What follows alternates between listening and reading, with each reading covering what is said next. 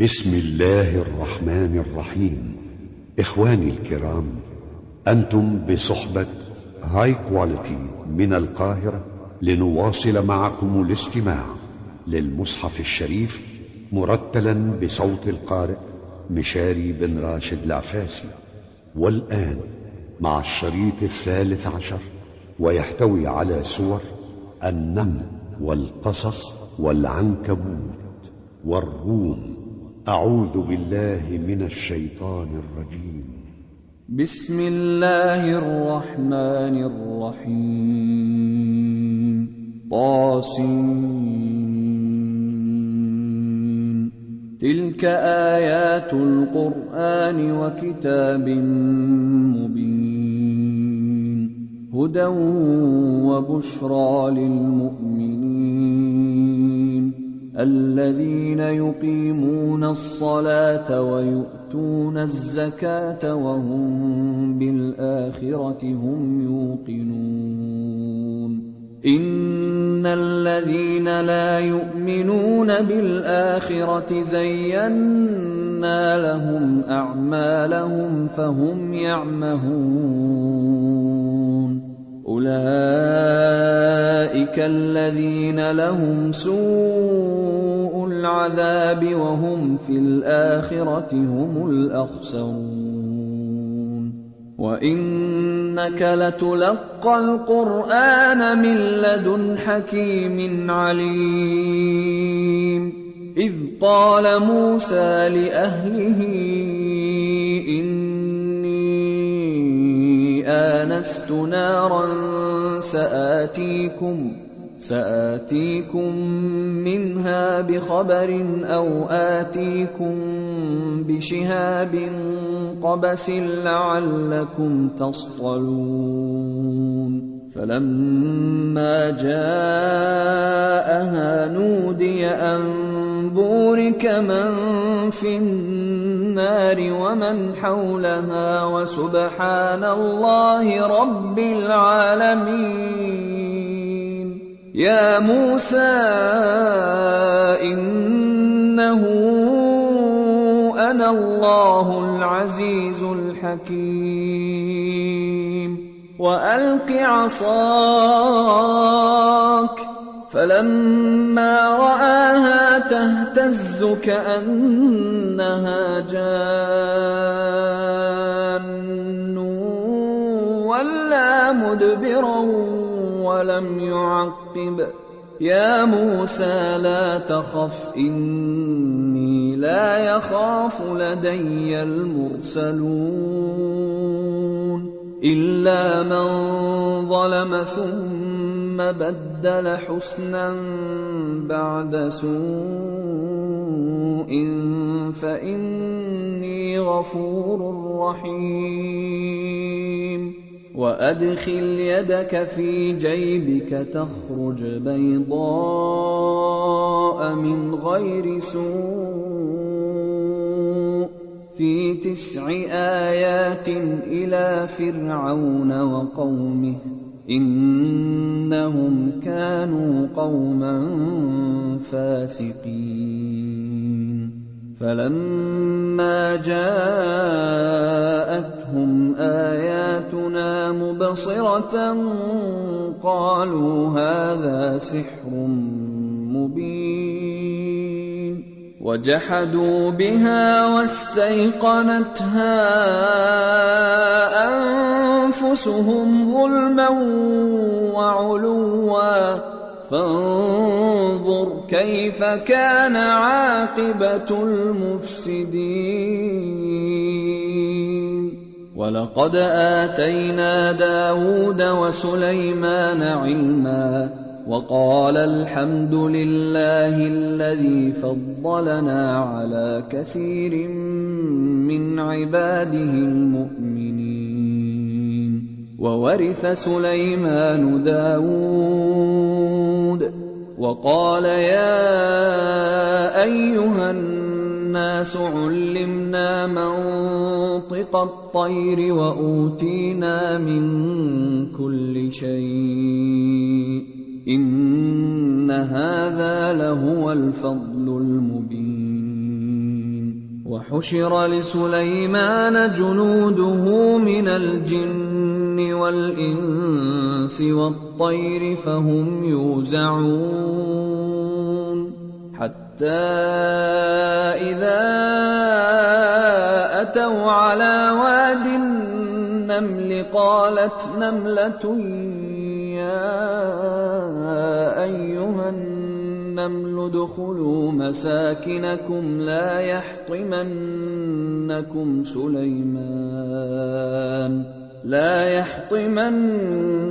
سليمان وجنوده وهم لا يشعرون فتبسم ضاحكا من قولها وقال رب أوزعني أن أشكر نعمتك التي أنعمت علي وعلى والدي وأن أعمل صالحا ترضاه وأدخلني برحمتك في عبادك الصالحين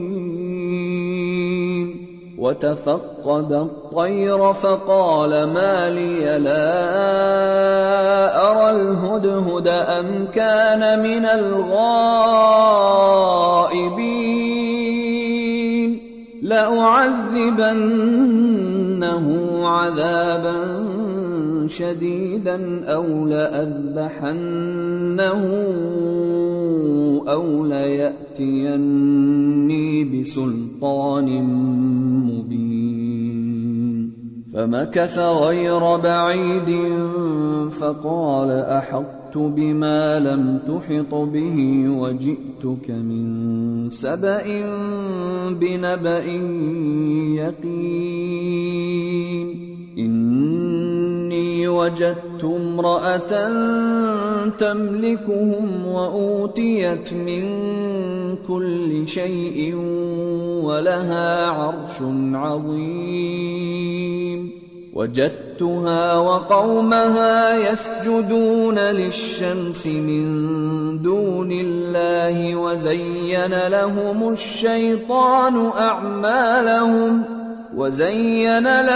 الشيطان أعمالهم فصدهم عن السبيل فهم لا يهتدون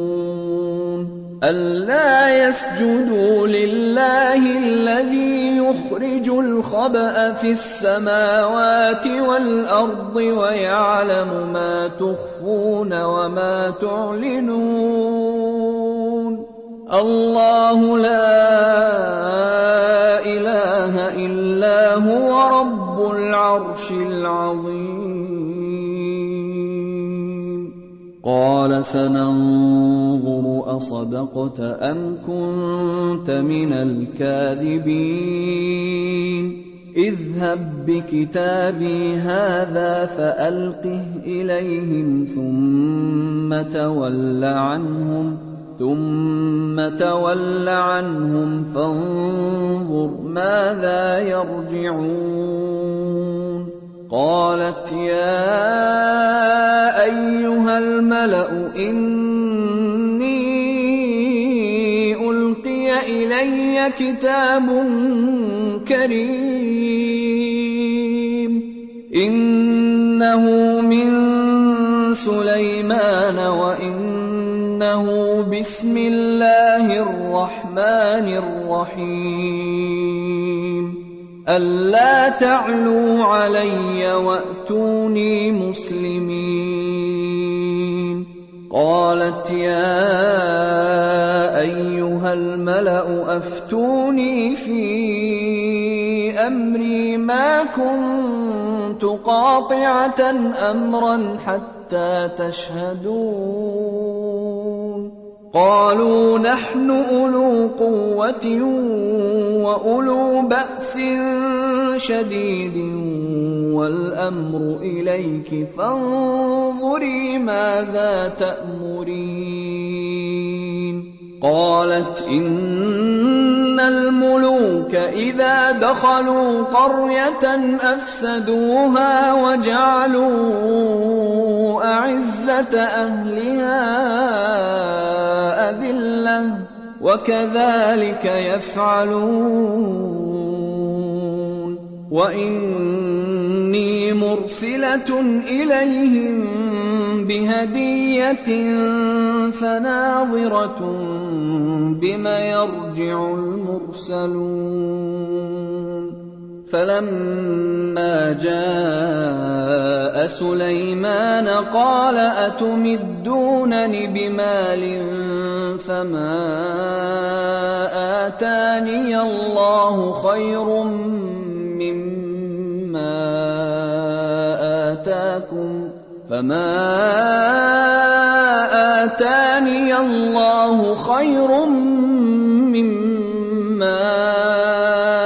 آتاكم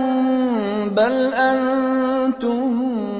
بهديتكم تفرحون ارجع إليهم فلنأتينهم بجنود لا قبل لهم بها ولنخرجنهم منها أذلة وهم صاغرون قال يا أيها الملأ أيكم يأتيني بعرشها قبل أن يأتوني مسلمين قال عفريت من الجن أنا آتيك به قبل أن تقوم من مقامك وإني عليه لقوي أمين قال الذي عنده علم من الكتاب أنا آتيك به قبل أن يرتد إليك طرفك فلما رآه مستقرا عنده قال هذا من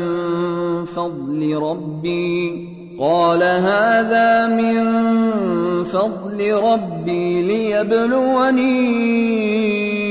أأشكر أم أكفر ومن شكر فإنما يشكر لنفسه ومن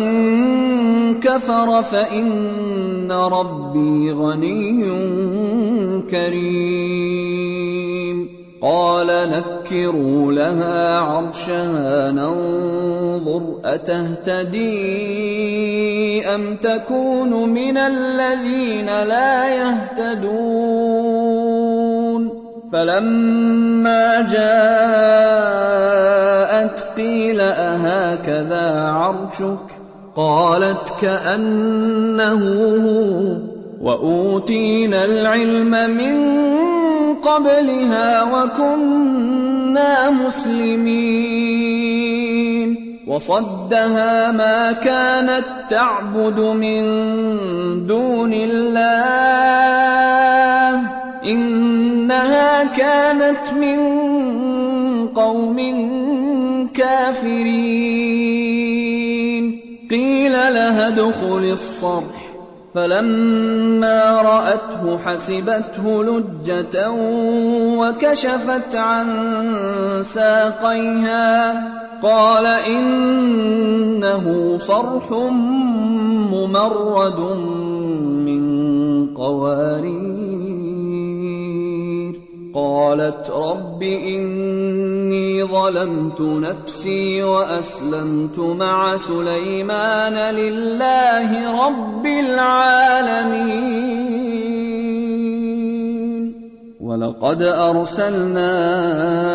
إلى ثمود أخاهم صالحا أن اعبدوا الله فإذا هم فريقان يختصمون قال يا قوم لم تستعجلون بالسيئة قبل الحسنة لولا تستغفرون الله لعلكم ترحمون قالوا اطيرنا بك وبمن معك قال طائركم عند الله بل أنتم قوم تفتنون وكان في المدينة 9 رهط يفسدون في الأرض ولا يصلحون قالوا تقاسموا بالله لنبيتنه وأهله ثم لنقولن لوليه ما شهدنا مهلك أهله وإنا لصادقون ومكروا مكرا ومكرنا مكرا وهم لا يشعرون فانظر كيف كان عاقبة مكرهم أنا دمرناهم وقومهم أجمعين فتلك بيوتهم خاوية بما ظلموا إن في ذلك لآية لقوم يعلمون وأنجينا الذين آمنوا وكانوا يتقون ولوطا إذ قال لقومه أتأتون الفاحشة وأنتم تبصرون أئنكم لتأتون الرجال شهوة من دون النساء بل أنتم قوم تجهلون فما كان جواب قومه إلا أن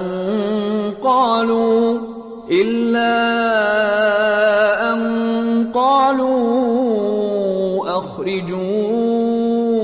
آل لوط من قريتكم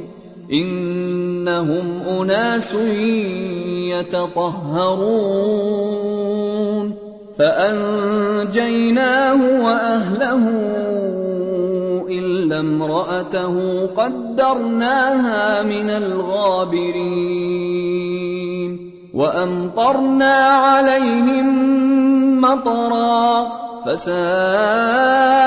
مطر المنذرين قل الحمد لله وسلام على عباده الذين اصطفى الله خير أما يشركون أمن خلق السماوات والأرض وأنزل لكم من السماء ماء فأنبتنا به حدائق ذات بهجة ما كان لكم أن تنبتوا شجرها أإله مع الله بل هم قوم يعدلون أمن جعل الأرض قرارا وجعل خلالها أنهارا وجعل لها رواسي وجعل بين البحرين حاجزا أإله مع الله بل أكثرهم لا يعلمون أمن يجيب المضطر إذا دعاه ويكشف السوء ويجعلكم خلفاء الأرض أإله مع الله قليلا ما تذكرون أمن يهديكم في ظلمات البر والبحر ومن يرسل الرياح ومن يرسل الرياح بشرا بين يدي رحمته أإله مع الله تعالى الله عما يشركون أمن يبدأ الخلق ثم يعيده ومن يرزقكم من السماء والأرض أإله مع الله قل هاتوا برهانكم إن كنتم صادقين قل لا يعلم من في السماوات والأرض الغيب إلا الله وما يشعرون أيان يبعثون بل ادارك علمهم في الآخرة بل هم في شك منها بل هم منها عمون وقال الذين كفروا أإذا كنا ترابا وآباؤنا أئنا لمخرجون لقد وعدنا هذا نحن وآباؤنا من قبل إن هذا إلا أساطير الأولين قل سيروا في الأرض فانظروا كيف كان عاقبة المجرمين ولا تحزن عليهم ولا تكن في ضيق مما يمكرون ويقولون متى هذا الوعد إن كنتم صادقين قل عسى أن يكون ردف لكم بعض الذي تستعجلون وإن ربك لذو فضل على الناس ولكن أكثرهم لا يشكرون وإن ربك ليعلم ما تكن صدورهم وما يعلنون وما من غائبة في السماء والأرض إلا في كتاب مبين إن هذا القرآن يقص على بني إسرائيل أكثر الذي هم فيه يختلفون وإنه لهدى ورحمة للمؤمنين إن ربك يقضي بينهم بحكمه وهو العزيز العليم فتوكل على الله إنك على الحق المبين إنك لا تسمع الموتى ولا تسمع الصم الدعاء إذا ولوا مدبرين وما أنت بهاد العمي عن ضلالتهم إن تسمع إلا من يؤمن بآياتنا فهم مسلمون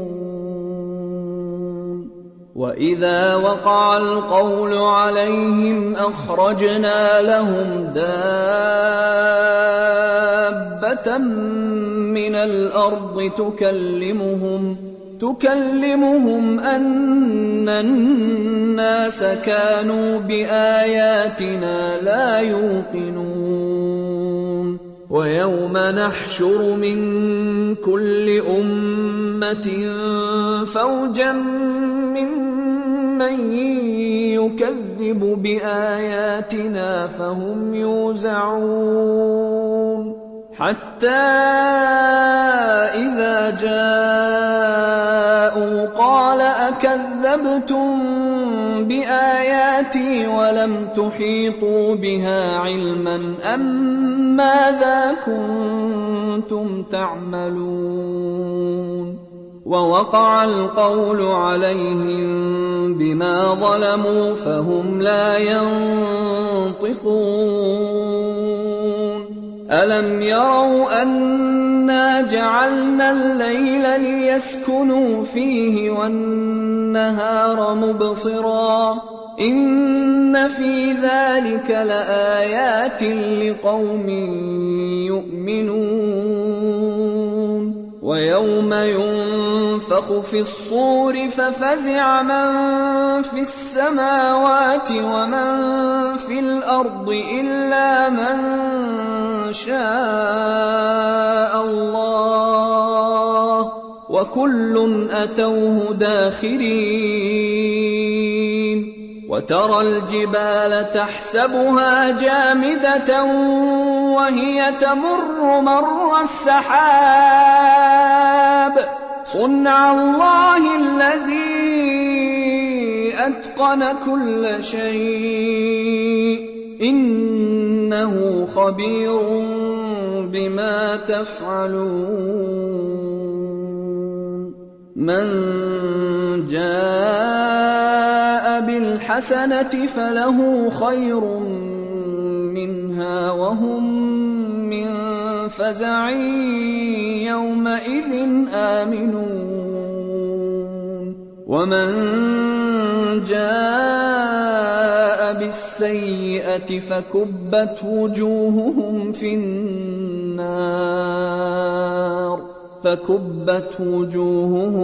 النار هل تجزون إلا ما كنتم تعملون إنما أمرت أن أعبد رب هذه البلدة الذي حرمها وله كل شيء وأمرت أن أكون من المسلمين وأن أتلو القرآن فمن اهتدى فإنما يهتدي لنفسه ومن ضل فقل إنما أنا من المنذرين وقل الحمد لله سيريكم آياته فتعرفونها وما ربك بغافل عما تعملون